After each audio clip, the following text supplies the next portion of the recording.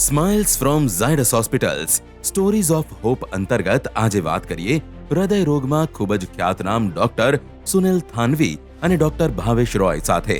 તેમાં સૌપ્રથમ પરિચય કરીએ ડોક્ટર સુનિલ થાનવીનો. તો ડોક્ટર સુનિલ 25 વર્ષથી વધુનો અનુભવ ધરાવતા વરિષ્ઠ ઇન્ટરવેન્શનલ કાર્ડિયોલોજિસ્ટ છે. તેઓ કોરોનરી, પેરિફેરલ, બાળરોગ અને structural heart interventions, balloon valvuloplasty, pacemaker implantation, AICD અને સીઆરટી પ્રત્યારોપણના નિષ્ણાંત છે. તેમણે 45,000થી વધુ કાર્ડિયાક ઇન્ટરવેન્શન્સ કર્યા છે અને ગુજરાતમાં પીડિયાટ્રિક ટ્રાન્સએસોફેગલ ઇકો કરનાર પ્રથમ વ્યક્તિ છે. ડોક્ટર સુનિલે રાજ્યપાલ શ્રી દ્વારા ગ્લોરી ઓફ ગુજરાત એવોર્ડ તેમજ 2 વખત આંતરરાષ્ટ્રીય પરિષદમાં શ્રેષ્ઠ રિસર્ચ પેપર માટે પુરસ્કારો જીત્યા છે. આ બધાની સાથે તેઓ અનેકવિધ આંતરરાષ્ટ્રીય પરિષદોમાં ફેકલ્ટી છે.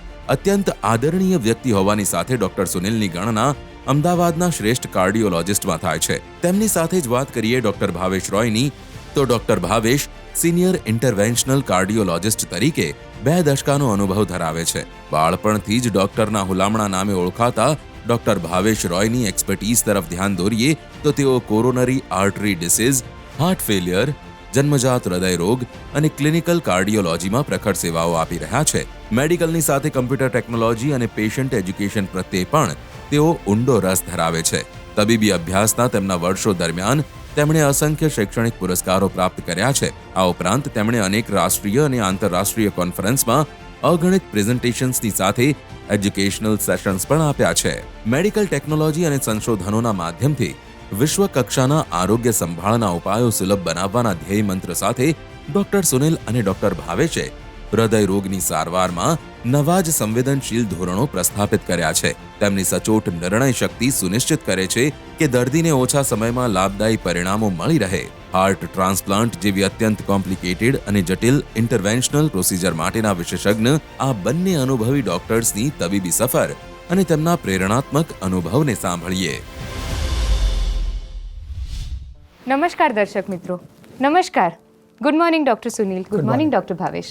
ડૉક્ટર સુનિલ, લાસ્ટ 2.5 ડેકેડ્સમાં કાર્ડિયોલોજીનું તમે એન્ટર થયા ત્યારથી અત્યાર સુધીનું જે લેન્ડસ્કેપમાં પરિવર્તન આવ્યું છે એના વિશે થોડું દર્શક મિત્રોને જણાવી શકશો? છેલ્લા 20-25 વર્ષથી આઈ થિંક જે ક્રાંતિ કે જે ડેવલપમેન્ટ કે જે પ્રોગ્રેસ કાર્ડિયોલોજીમાં થઈ છે કદાચ બીજી કોઈ ફિલ્ડમાં નથી થઈ.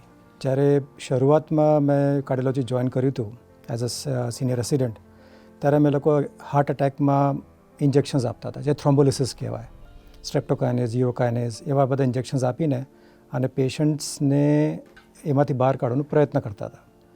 પણ જો ઘણીવાર એવું થતું હતું કે ઇન્જેક્શન્સ કામ કરે, અમુકવાર કામ ના કરે, અમુકવાર એના પરિણામો ખરાબ આવે કારણ કે એના કારણે બ્લીડિંગ થાય, પેશન્ટ્સને બ્રેન હેમરેજીસ થાય, ઘણા બધા કોમ્પ્લિકેશન્સ એમાંથી ઉદ્ભવતા. અને જ્યારે આ પદ્ધતિ ફેલ થાય ત્યારે હાર્ટને તો જે નુકસાન થયું છે તો એમને એમ જ રહે, એમાં પેશન્ટને કોઈ બેનિફિટ થાય નહીં. તો એ વસ્તુ સક્સેસફુલ નીવડે એના માટે એક આખી નવી પદ્ધતિ ડેવલપ થઈ કે જે એન્જિયોપ્લાસ્ટી અમે લોકો રૂટીન પેશન્ટ્સમાં કરતા હતા, ધીમે ધીમે કરીને હાર્ટ એટેકના પેશન્ટ્સમાં કરવાનું ચાલુ કર્યું કે જે આજની તારીખમાં બેન્ચમાર્ક ગણાય, કે સ્ટેન્ડર્ડ ઓફ કેર ગણાય. કે પેશન્ટને જો હાર્ટ એટેક આવ્યું હોય તો the standard of care is કે તમારે જઈને તરત એન્જિયોપ્લાસ્ટી કરાવવી જોઈએ ગોલ્ડન આવરમાં. જો તમે પહેલા કલાકમાં તમે કરાવો તો હાર્ટને કોઈ નુકસાન થતું નથી ને you get the best possible result. પણ એન્જિયોપ્લાસ્ટી કરવાથી યુ આર એશ્યોર્ડ કે તમારી આર્ટરી ખુલી ગઈ છે, ફ્લો એસ્ટાબ્લિશ થઈ ગયું છે, હાર્ટને નુકસાન બંધ થઈ ગયું છે અને યુ આર ગુડ. તો આઈ થિંક આ એક મોટામાં મોટું જે એક બેનિફિટ હું જોઉં છું પેશન્ટ્સ માટે, એક આ થ્રોમ્બોલિસિસથી પ્રાઇમરી એન્જિયોપ્લાસ્ટીનું જે આખું જે એક જર્ની રહી છે એ મેં મારી સામે જોઈ છે.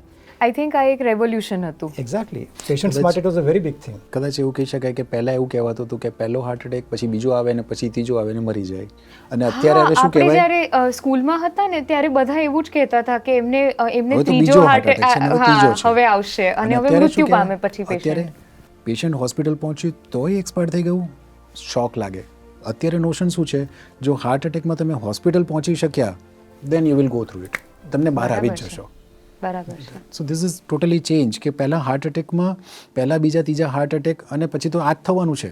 અને હવે અત્યારે તો કે તમે પહોંચી જાઓ હોસ્પિટલ પછી કંઈ વાંધો નહીં આવે. ડૉક્ટર ભાવેશ, ટ્રીટમેન્ટ ઓપ્શન્સમાં રેવોલ્યુશન આવ્યું એ રીતે ડિઝીઝીસ પણ તો બદલાતી હશે. ડેફિનેટલી. અને ડિઝીઝનું બર્ડન પણ એ જ રીતે બદલાયું હશે. તો મને એવું લાગે છે કે જેમ સારવારમાં આપણે આપણી જાતને અપગ્રેડ કરી એમ કદાચ ડિઝીઝે પણ પોતાની જાતને અપગ્રેડ કરી હશે. તો એના પરિવર્તન વિશે આપ કંઈક જણાવી શકશો? ડેફિનેટલી. કાર્ડિયોલોજીની શરૂઆત જે 1970-1980માં થઈ અને ઇન્ડિયામાં જે 3 ઇન્સ્ટિટ્યૂટ મેઇન હતી, એક cardiology practice paediatric cardiology practice તરીકે ડેવલપ થઈ. એ લોકોનું 90% વર્ક, જો 100 પેશન્ટ જોતા હોય તો એમાંથી 80-90 પેશન્ટ્સ તો પીડિયાટ્રિક કાર્ડિયોલોજીના હોય. એટલે એ વખતે એડલ્ટ કાર્ડિયોલોજી, હાર્ટ એટેક આવવા, એન્જિયોપ્લાસ્ટી તો હતી જ નહીં, તો એ ટ્રીટમેન્ટ રોગ બર્ડન પણ ઘણું ઓછું હતું. જે કંઈ હતું એ જન્મજાત રોગ એને ટ્રીટ થતા હતા. 1985માં ઇલેક્ટ્રોફિઝિયોલોજીના કેસીસ ડેવલપ થવા માંડ્યા. એટલે ધબકારાની રોગ હશે ખરા, પરંતુ એ ધબકારાની ટ્રીટમેન્ટ ડેવલપ થઈ એટલે વધારે ને વધારે કેસ ડાયગ્નોઝ થવા માંડ્યા. ECG પછી ઇકો ડેવલપ થયો એટલે હૃદયનું પમ્પિંગ નબળું પડ્યું એ ડાયગ્નોઝ થવા માંડ્યું. અને પછી 2000માં હૃદયના જે વાલ્વ જે ઇન્ફેક્શનના કારણે સાંકડા થયા હોય એ ડાયગ્નોઝ થવા માંડ્યા. એટલે રોગ તો હશે જ, પરંતુ એ ડાયગ્નોઝ નહોતા થતા. અને કારણ કે આપણી પાસે ઇકોના સારા મશીન ડેવલપ થયા, ઇલેક્ટ્રોફિઝિયોલોજીની સમજણ ડેવલપ થઈ, તો વધારે ને વધારે લોકો એ રોગ માટે ડાયગ્નોઝ થઈને ટ્રીટ થતા ગયા. 2000 પછી જે ટોટલી ચેન્જ આવેલો છે કે હાર્ટ એટેક, એન્જિયોપ્લાસ્ટી, એ પણ પેશન્ટોની લાઈફ વધારી. એના કારણે પહેલાં દુખાવો થાય તો જેમ આપણે વાત કરીએ ને કે પહેલો હાર્ટ એટેક, બીજો હાર્ટ એટેક, ત્રીજો હાર્ટ એટેક, કોઈ પણ વ્યક્તિ એને દૂર નહોતું કરતું. અને એના કારણે થઈને 2001થી માંડીને 2010 સુધી, 2015 સુધી આપણે હાર્ટના જન્મજાત રોગ ઘટ્યા એવું લાગ્યું, હૃદયની નળીના રોગ વધ્યા હોય એવું લાગ્યું, પરંતુ એ રોગ તો એ વખતે હતા જ. અત્યારનો જે ચેન્જ વિચારીએ કે જે અમે છેલ્લા 5, 10, 15 વર્ષમાં જોઈ રહ્યા છીએ કે ડિઝીઝ પેટર્ન જે ચેન્જ થઈ છે એ કદાચ આપણી લાઇફસ્ટાઈલના કારણે ચેન્જ થઈ છે. કે જે રોગ, હૃદયની નળીના રોગ અમે ડાયગ્નોઝ કરતા હતા 50s અને 60sમાં, એ અત્યારે અમે 50s અને 40sમાં ડાયગ્નોઝ કરીએ છીએ. કદાચ એ ચિંતાનો વિષય કહી શકાય કે યંગ એજમાં, મિડલ એજમાં એવી જ ડિઝીઝ પેટર્ન હવે જોઈ રહ્યા છીએ કે જે પહેલાં 60 અને 70 વર્ષમાં જોઈ રહ્યા હતા. અને એક બીજું કે જેમ જેમ ટેકનોલોજી ઇવોલ્વ થાય છે, આપણું આયુષ્ય વધે છે, એમ એક બીજો રોગ ડેવલપ થઈ રહ્યો છે કે જે વધારે ને વધારે ડાયગ્નોઝ થશે, કારણ કે એની ટ્રીટમેન્ટ પણ અવેલેબલ છે. 80s અને 90sમાં થતા રોગ, કારણ કે હવે વધારે ને વધારે લોકો 70 અપ જીવે છે, કારણ કે આપણે એમની 60 અને 70 વર્ષની ઉંમરની જે બીમારીઓ છે એ સારી રીતે ઠીક કરી શકીએ છીએ. બરાબર છે. તો અત્યારે અમારી પાસે એવા પણ પેશન્ટ આવે છે કે જે 85 વર્ષના હોય અને એમનો ઉંમરના કારણે એક હૃદયનો એક વાલ્વ સાંકડો થઈ ગયો હોય કે જેને એઓર્ટિક વાલ્વ સ્ટેનોસિસ કહેવાય. અને એ 80 વર્ષથી ઉપરના વ્યક્તિ કે જેમને આ વાલ્વ સાંકડો થયો હોય એવા કદાચ આવનારા વર્ષોમાં ખૂબ જ પેશન્ટ્સ થશે, કારણ કે આપણી ઉંમર, ઓવરઓલ પોપ્યુલેશનની ઉંમર પણ વધવાની છે. સાચી વાત છે. આ કોમ્પ્લેક્સ કાર્ડિયોલોજી શું હોય અને અત્યારે જે નવી પ્રોસિજર્સ આવે છે, જે આપણે કહી વાલ્વની પ્રોસિજર્સ કે ઓપરેશન ન કરવું પડે, કેથલેબથી જ થઈ જાય, એના ઉપર થોડો પ્રકાશ પાડી શકશો? હા, એટલે જેમ મેં કીધું કે જેમ જેમ ડિઝીઝની કોમ્પ્લેક્સિટી વધી, જેમ જેમ ટ્રીટમેન્ટ્સ બેટર થયા, તેમ તેમ આપણું જે પોપ્યુલેશન છે એ પણ એજ થતું ગયું. અને એના કારણે વાલ્વ ડિઝીઝીસ આગળ આવ્યા, હાર્ટ ફેલિયર આગળ આવ્યું, અનિયમિત ધબકારા, એટ્રિયલ ફિબ્રિલેશન જે વસ્તુ છે એ આગળ આવી. અને જે આઈ એમ શ્યોર કે ફ્યુચરમાં આ 3 વસ્તુ એક મેજર ડિઝીઝ બર્ડન તરીકે કાર્ડિયોલોજીમાં રહેવાના છે. So when you are talking about future, probably these are 3 things કે જે અમે લોકો જોઈ રહ્યા છીએ અત્યારે કે ફ્યુચરમાં આ ઇમ્પેક્ટ કરશે અમારી પ્રેક્ટિસને. એ સંદર્ભમાં આ એક વાલ્વનું જે આપણે પ્રશ્ન પૂછ્યો, એમાં જેમ એજિંગ થાય તેમ એઓર્ટિક વાલ્વમાં કેલ્શિયમનું પ્રમાણ વધતું જાય અને કેલ્શિયમ વધવાના કારણે એ વાલ્વ સંકળાતું જાય. હવે એઓર્ટિક વાલ્વ એક એવું વાલ્વ હોય કે જેની થ્રુ આખા બોડીને બ્લડ સપ્લાય થતું હોય, એવટામાંથી આખા બોડીને બ્લડ સપ્લાય થાય. એટલે જ્યારે એ વાલ્વ સંકળાય ત્યારે આખા શરીરને, દરેક ઓર્ગનને બ્લડ મળવાનું ઓછું થતું જાય. And there comes a point કે જ્યારે એ હાર્ટ ઉપર પણ ઇમ્પેક્ટ કરે, એટલું ટાઈટ થઈ જાય કે heart has to push more vigorously to push blood across the valve, અને ઇવેન્ચ્યુઅલી હાર્ટ ફેલ થાય અને પેશન્ટનું સર્વાઇવલ પ્રોબ્લેમેટિક થઈ જાય. એ સોર્ટ આઉટ કરવા માટે પહેલાં ફક્ત ને ફક્ત જો બહુ લીકેજ ના હોય તો બલૂન કરીને એક ટેમ્પરરી સોલ્યુશન અમે લોકો આપતા હતા. અને eventually patient would go for open heart surgery, valve change કરાવી. એમાં પાછું surgical risk, post operative risk, ઇન્ફેક્શનના રિસ્ક, વેલ રિલેટેડ રિસ્ક, એ બધી વસ્તુઓ રહેતી હતી. એ બધું ઓછું કરવા માટે હવે આપણી પાસે પદ્ધતિ આવી છે. જે રીતે આપણે એન્જિયોપ્લાસ્ટી કરીએ છીએ એ રીતે સાંધામાંથી જ, ગ્રોઇનમાંથી અમે લોકો એક મોટું કેથેટર પાસ કરીને વેલ્વની અક્રોસ અમે લોકો જે તે સ્ટેન્ટ ઓપન કરતા હોય તે એક બલૂન ઇમ્પ્લાન્ટેડ વેલ્વ હોય કે જે અમે લોકો એ વેલ્વની જગ્યા પર ઇમ્પ્લાન્ટ કરતા હોઈએ. પહેલાં એ વેલ્વને ઓપન કરી બલૂનથી અને પછી બી ઇમ્પ્લાન્ટ વેલ્વ વધે જ. એ આખી પ્રોસિજરને ટાવી કહેવાય કે percutaneous aortic valve implantation is the actual word for that. આ પદ્ધતિ આવ્યા પછી જે એલ્ડરલી પેશન્ટમાં ઓલરેડી બહુ બધો રિસ્ક હોય, એજ રિલેટેડ હોય, ફ્રેલિટી હોય, કિડનીના પ્રોબ્લેમ હોય, અનકન્ટ્રોલ ડાયાબિટીસ હોય, કોરોનરીના પ્રોબ્લેમ હોય, કે જે લોકો સર્જિકલી બહુ હાઈ રિસ્ક થાય એ લોકો માટે આ એક પ્રોસિજર લાઈફ સેવિંગ તરીકે અને I would say life giving તરીકે એક ઉભરી છે. અને future will definitely see more number of procedures coming in that segment. Doctor Bhavesh, TAVI અને ટાવર વિષય, એના ઉપર આપના મંતવ્ય આપ જણાવી શકશો? ટાવી એક રિવોલ્યુશનલ ટ્રીટમેન્ટ આવી છે અને વી વેર સરપ્રાઇઝડ કે જે 10 વર્ષ પહેલાં આવું વિચાર્યું પણ નહોતું કે જે પેશન્ટને અમે રૂટીનલી સર્જરી માટે મોકલતા હોઈએ એ પેશન્ટ અત્યારે અમે કેથલેબમાં ટ્રીટ કરી શકીએ. 1 કલાકની પ્રોસિજરથી પેશન્ટ ચાલતું ઘરે જઈ શકે, કોઈ પણ ઓપન હાર્ટ સર્જરી. એટલે જે ઇનોવેશન છે એ ઘણું ફેન્ટાસ્ટિક છે. ટ્રુ સેન્સમાં પરિવર્તન કહી શકાય. અને 80 વર્ષથી ઉપરના વ્યક્તિ માટે તો કે જેમને ઓપન હાર્ટ સર્જરી માટે નથી જવું એના માટે તો ખરેખર એક આશીર્વાદ કહેવાય. હાર્ટ ફેલિયર અને હાર્ટ ટ્રાન્સપ્લાન્ટ એ આખી જે કન્ડિશન છે અને એની સારવાર છે એના વિશે આપ દર્શક મિત્રોને થોડું જણાવી શકશો? સૌથી પહેલાં તો હાર્ટ અટેક અને હાર્ટ ફેલિયર વચ્ચે હું ડિફરન્સ કહીશ. હાર્ટ અટેક કોને કહેવાય કે જ્યારે હૃદયને લોહી સપ્લાય કરતી નળીમાં સડન બ્લોકેજ આવે, બ્લડ ફ્લો બંધ થાય અને હાર્ટ મસલને ડેમેજ કરવાનું ચાલુ કરે, એ જે કન્ડિશન છે એને હાર્ટ અટેક કહેવાય. હાર્ટ ફેલિયર ક્યારે કહેવાય કે જ્યારે as a consequence of that blockage કે જે ઓપન ના થયું, કે જેના કારણે ડેમેજ રહી ગયું, અથવા કોઈ ઇન્ફેક્શનના કારણે, કોઈ સોજાના કારણે કે કોઈ એવા સિસ્ટમિક ડિઝીઝના કારણે, જન્મજાત કારણોસર એ મસલ ડાયરેક્ટ ડેમેજ થયું હોય, અનકન્ટ્રોલ ડાયાબિટીસના કારણે, એલ્કોહોલના કારણે, બહુ બધા કન્ડિશન્સ હોય કે જેના કારણે મસલ ડાયરેક્ટ ડેમેજ થયું હોય. જ્યારે એ હાર્ટનું muscle is not able to pump enough blood, કે જે આપણી જે જરૂરિયાત છે બ્લડની, ઓક્સિજનની, એ હાર્ટ સપ્લાય ના કરી શકે, એ કન્ડિશનને હાર્ટ ફેલિયર કહેવાય. સો કન્ડિશન અલગ છે, ટ્રીટમેન્ટ ટોટલી અલગ છે. જ્યારે હાર્ટ એટેક આવે ત્યારે આર્ટરી ખોલવી ઇઝ ધી પ્રાઇમ મોટિવ, જેથી કે આર્ટરી ઓપન થાય અને હાર્ટ એટેકનો જે પ્રોબ્લેમ છે સોર્ટ આઉટ થાય. હાર્ટ ફેલિયર જ્યારે આવે ત્યારે mostly patients are very late. એ વખતે ઓલરેડી ડેમેજ થઈ ગયેલું હોય, હાર્ટનું પમ્પિંગ ઓલરેડી નબળું પડી ગયું હોય. So now you are fighting beyond those arteries, you are fighting with the muscle. તો એના માટે પહેલાં તો તમે પેશન્ટ જ્યારે હાર્ટ ફેલિયરમાં આવે ત્યારે જે બોડીમાં એક્સેસ પાણી ભરાયેલું છે એ તમે કાઢવાની દવા ચાલુ કરો, ઓક્સિજન આપો, એના ધબકારા સેટલ કરો. દેન યુ સ્ટાર્ટ મેડિસિન્સ કે જેથી કે હાર્ટનું જે ફંક્શન છે એ થોડું ઇમ્પ્રૂવ થઈ શકે. આપણી પાસે અત્યારે ઘણી બધી મેડિસિન્સ છે નવી કે જેનાથી નોટ ઓનલી પેશન્ટને સિમ્ટમ્સ ઇમ્પ્રૂવ થાય પણ સર્વાઈવલ પણ ઇમ્પ્રૂવ થાય અને લોકો લાંબુ જીવી શકે. એવા પણ મેડિસિન્સ અવેલેબલ છે હવે કે જેના કારણે પેશન્ટ્સનું હાર્ટ પમ્પિંગ ઇમ્પ્રૂવ પણ થાય. પણ there will always be a subset of patients કે જેમાં ઇમ્પ્રુવમેન્ટ ના પણ આવે, પેશન્ટ્સ ઇમ્પ્રૂવ ના પણ થાય. એવા કેસીસમાં બીજા ઓપ્શન છે. જો મેડિસિન્સ કામ ના કરે તો પછી, અને જો ઇસીજીમાં આપણી પાસે બ્રોડ કહેવાય કે હાર્ટના ધબકારા અનિયમિત ચાલતા હોય, એવા કન્ડિશન્સ હોય તો આપણે 3 તારનું પેસમેકર કે CRT કહેવાય એ મૂકીને આપણે કરી શકીએ.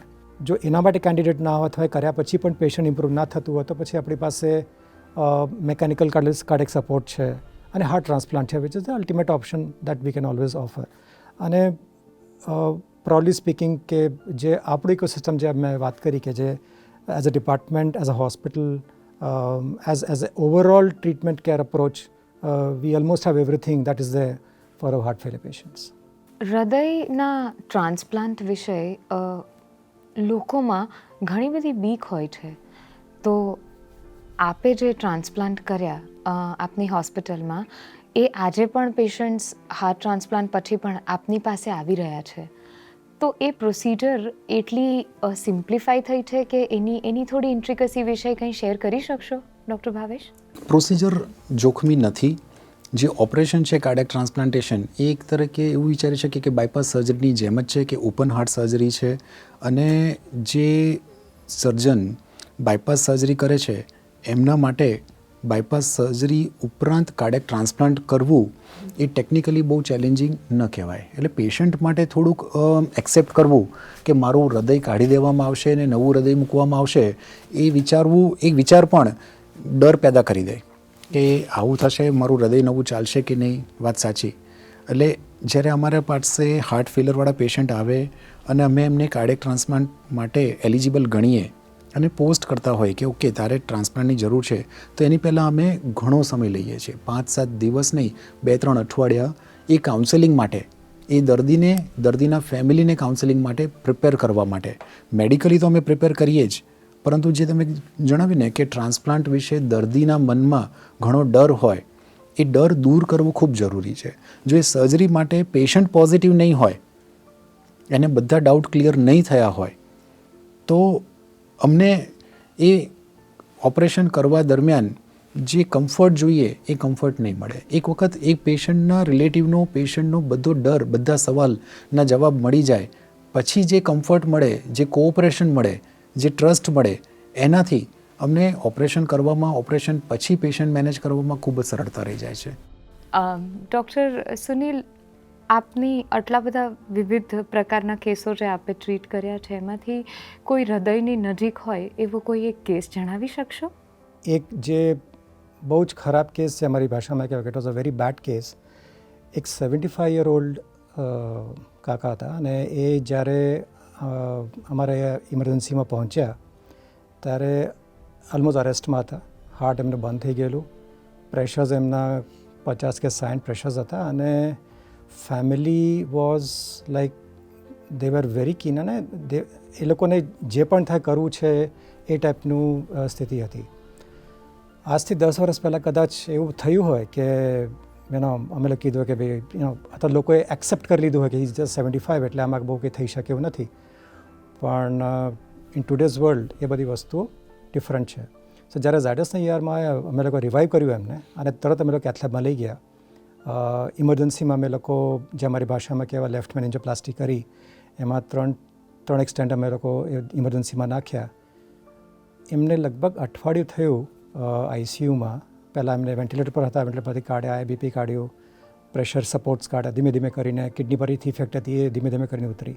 પણ ઇવેન્ચ્યુઅલી 10મા દિવસે જ્યારે પેશન્ટ ઘરે જતું હતું ત્યારે જે એમના પેશન્ટના ફેસ પર અને જે એમના ફેમિલીના ફેસ પર જે એક ગ્રેટિટ્યૂડ અને જે એક સેટિસ્ફેક્શન અને જે હું કોઈ સ્મિત હતું, I think it was something which is beyond words, it is beyond compare. એવું જ એક મને એક ઇન્સિડન્સ યાદ છે કે 18 વર્ષનો એક છોકરો મારી પાસે સાઇન લેવા આવ્યો. એણે એક કોઈ મેડિકલ ક્લિયર કરવાનું હતું અને he wanted a certificate from the treatment saying that કે એને આ પ્રોસિજર કરાવી છે અને he is fit enough to undergo for engineering college. I could not recognise, મને યાદ ના આવે કે then he showed the papers. He was among the first children ગુજરાતમાં કે જેમાં અમે લોકોએ એક ડિવાઇસ આવે છે કાણાને બંધ કરવા માટે, વેરી અર્લી, અને એ મેં એમાં ઇમ્પ્લાન્ટ કર્યું હતું.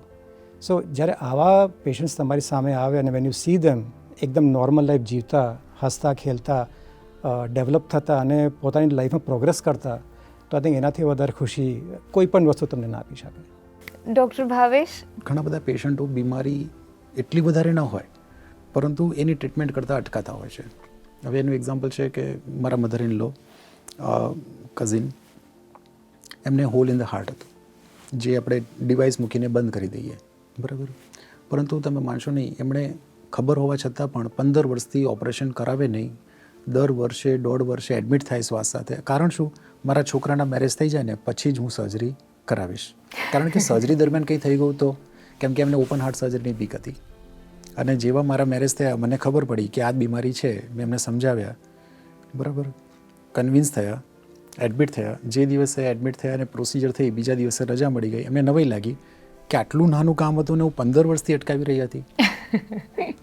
કેમ કે 15 વર્ષની પ્રોબ્લેમ એક દિવસમાં સોલ્વ થઈ. સાચી વાત છે. અને એક બીજા એક પેશન્ટની વાત કરું કે જે અમારું જમાલપુરમાં રહેતું પેશન્ટ હતું, અને એ પેશન્ટ એન્યુરિઝમના બીમારી સાથે હતું. એટલે એન્યુરિઝમ એટલે ગુજરાતીમાં મોરલી કહેવાય. અને એ બીમારી એને જે હતી એના માટે એને સર્જરી કરાવવાની હતી. એને મેઇન પ્રોબ્લેમ એ હતો કે સર્જરી માટે સર્જને ખૂબ જોખમ સમજાવેલું હતું કે જે એ વખતે ગુજરાતમાં પહેલી, બીજી, ત્રીજી, પાંચમી સર્જરી કહી શકાય એ પ્રકારની સર્જરી હતી. એ આપણે ઝાયડસમાં 2015માં કરી અને એ પેશન્ટ અત્યારે 2023 થયું, 3 વખત કંકોત્રી આપવા આવી ચૂક્યું છે. 3 દીકરીઓ પરણાવી દીધી. ડૉક્ટર સુનિલ, આપની આ અનેરી જર્નીની વિષય આપ થોડું અમારી સાથે શેર કરી શકશો? એકચ્યુઅલી ડૉક્ટર બનવાનું જે મારું સ્વપ્ન હતું કે હું એમ કહીશ કે જે ઈચ્છા હતી એ બહુ પહેલાં એક નિર્ણયમાં બદલાઈ ગયું. બહુ પહેલાં ઇવન આઈ થિંક 6th કે 7thમાં હતો અને ત્યાંથી મને મારા મનમાં બહુ એક ફિક્સ હતું કે મારે ડૉક્ટર બનવું છે. એના 2-3 કારણો હતા. એક તો ઓફકોર્સ મારા જે મધર હતા એમની ખાસી માંદગીઓ રહેતી હતી, એટલે મને એમ હતું કે મારા મધરને કોઈ નથી ઠીક કરી શકતો તો હું કરીશ. એક તો એ વસ્તુ હતી. બીજું, અમારા જે એ વખતના ટીચર હતા, એક અમારા બાયોલોજીના ટીચર હતા mister John Anchan. I still remember him. He was a big influence. I mean એ જે રીતે એમને ભણાવતા હતા સબ્જેક્ટને અને જે રીતે એ એક ઇન્ટરેસ્ટ જે ડેવલપ કર્યું મારી અંદર એ સબ્જેક્ટને લઈને, એમનું જે એક અપ્રોચ હતો, જે એક લોજિકલ થિંકિંગ, રિઝનિંગ અને જે એક એસોસિએટિવ મેમરીનું જે એક અંદર મારી અંદર જે આખું એક ઊભું કર્યું એમણે, એક હોલ પ્રોસેસ, આઈ થિંક એના કારણે I sort of went more towards medicine. અને as early as 7th I was very clear કે મારે ડૉક્ટર બનવું છે. ડૉક્ટર ભાવેશ, આપની જર્ની વિશે થોડું કહેશો અમને? જ્યારે હું નાનો હતો સ્કૂલમાં 3જા, 4થા, 5મામાં, ત્યારે અમારી આજુબાજુમાં એક ડૉક્ટર હતા, doctor Surendra. He was a general practitioner. અને એમના ત્યાં આગળ કોઈ પણ વ્યક્તિ બીમાર પડે તો એ સ્ટેથોસ્કોપ પાછળ ભરાવીને તપાસ કરે, પણ મારે એમની જોડે, પેશન્ટ જોડે જવાનું, કેમ કે મને એમની ક્લિનિક બહુ ગમતી હતી. જે રીતે કાચની સિરિંજ ઉકાળે પછી ઇન્જેક્શન આપે એ બધું જોવું ગમતું હતું. 4થા, 5મા ધોરણમાં એક મારા પપ્પાના ફ્રેન્ડ હતા, ખેમચંદભાઈ, દાદા, અમે એમના દાદા કહેતા હતા. અને જ્યારે ઘરેથી નીકળે ને ત્યારે બૂમ પાડે, પહેલા માળે અમે રહેતા હતા, કે ડૉક્ટર નીચે આવો. એટલે 4થા ધોરણથી અમારી પોળના બધા લોકો મને ડૉક્ટર કહીને બોલાવતા હતા. કારણ કે એમને એવું હતું કે જો સ્કૂલમાં પહેલો જ નંબર આવે છે તો આગળ જતાં એને ડૉક્ટર જ બનાવવાનો છે. હવે એ વખતે પહેલા માળે પાણી ઉપર ચડે નહીં અને પાણીનો ઘડો ઉચકીને ઉપર લઈ જવાનું, અને તમે 5મા ધોરણમાં એટલે તમે યંગ હોવ એટલે પાણી ઉપર ચડાવવાનું કામ તમે કરો. તો એક વખત હું પાણીનો ઘડો ઉપર લઈ જતો હતો અને દાદા ત્યાંથી નીકળ્યા અને મારા પપ્પાને ખખડાવ્યા, આ ડૉક્ટર જોડે પાણી ભરાવડાવો છો? એટલે જો હું નાનપણની વાતો યાદ કરું ને તો કોઈ વાતો યાદ ના હોય, પણ મને એક વાત એ યાદ છે હજુ પણ, એ વર્ષોની કોઈ પણ વાત યાદ નથી, પણ એક વાત યાદ છે કે દાદા એવું કીધેલું હતું કે આ ડૉક્ટર જોડે પાણી ભરાવો છો. પણ એ વસ્તુના કારણે મારું માઇન્ડસેટ એક ફિક્સ થઈ ગયું કે ઓકે, મારે ડૉક્ટર બનવાનું છે, બીજું કંઈ નથી કરવાનું. એટલે એમડી મેડિસિનમાં અમે જ્યારે ફર્સ્ટ યર રેસિડેન્ટ તરીકે હતા અને અમે અમારા પીજી ટીચર અતુલ પરીક્ષાની રાહ જોઈ રહ્યા હતા બહાર, કે સવારે 9 વાગે આવે, અમે એમને રિસીવ કરીએ, રાઉન્ડ માટે લઈ જઈએ. અને સવારે 9 વાગે અચાનક જ એક મોટું ટોળું લગભગ 50 માણસનું આવ્યું કેઝ્યુઅલ્ટીમાં, અને કેઝ્યુઅલ્ટીમાં એમણે રોતા રોતા બધા પાછા જવા માંડ્યા. એ વખતે ઇમરજન્સી ફિઝિશિયન કે ઇમરજન્સી જેવો કન્સેપ્ટ નહોતો. 2004-3ની વાત છે. એટલે એક CMO હોય અને કે બોડી આવી હતી, બ્રોડ ડેડ છે અને હવે ઘરે લઈ જઈ રહ્યા છે. મેં તો પણ થયું શું હોય, યંગ લાગે છે, તો કે એને ઇસ્ત્રી કરતો હતો અને શોક લાગ્યો. હવે અમારામાં એક વસ્તુ ક્લિયર હોય કે જો શોક લાગ્યો હોય, વ્યક્તિ ડૂબી ગયો હોય અને કાર્ડિયક અરેસ્ટ એના કારણે આવ્યું હોય તો એ તો 10-15 મિનિટ પછી પણ રિવાઇવ તો થઈ શકે. એટલે ઇવન MD મેડિસિનના ફર્સ્ટ યર તરીકે પણ અમે એ સો કોલ્ડ ડેડ બોડીને જે બહાર નીકળી ગઈ હતી હોસ્પિટલમાંથી પાછી લીધી અને CPR ચાલુ કર્યું. એ CPR લગભગ અમે 20-30 મિનિટ ચાલુ રાખ્યું અને છોકરો રિવાઇવ થયો. એ વખતે કોઈ કાર્ડિયોલોજી નહોતું, કોઈ ઇન્ટરવેન્શન કેથલેબ કશું જ નહોતું. It was just an electric shock અને હાર્ટ સ્ટેન્ડ સ્ટીલ થયું હતું અને એ 30 મિનિટે ચાલુ થયું અને 14મા દિવસે એ પેશન્ટ ચાલતું ફરતું ઘરે ગયું. And that kick was enough to tell me કે કાર્ડિયોલોજી શું છે. દર્શક મિત્રો, ડૉક્ટર સુનિલ અને ડૉક્ટર ભાવેશે એમનો કિંમતી સમય આજે આપણી સાથે પસાર કર્યો, એના માટે આપણે એમને ખાસ થેન્ક્સ કહી દઈએ. Thank you doctor Sunil, thank you doctor Bhavesh. આવતા વખતે મળીએ છીએ નવા એપિસોડમાં નવા નિષ્ણાતની સાથે. રજા લઉં છું. ચૈતસી મહેતા. Thank you.